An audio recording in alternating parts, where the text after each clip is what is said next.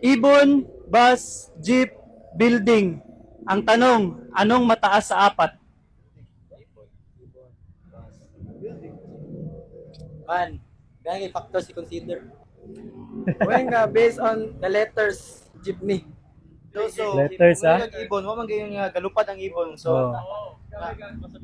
from the word mahaba to or mataas. Kung mataas, kung may ka Di ba? Grabe ang logic thinking sa mga taga-USTP, guys. Legit gini mga taga-USTP. lengthwise, taas mong building, baga mong ibon ng building, di ba? Dapat yapon, so mataas. Taas, so taas. Hmm. Building, mataas.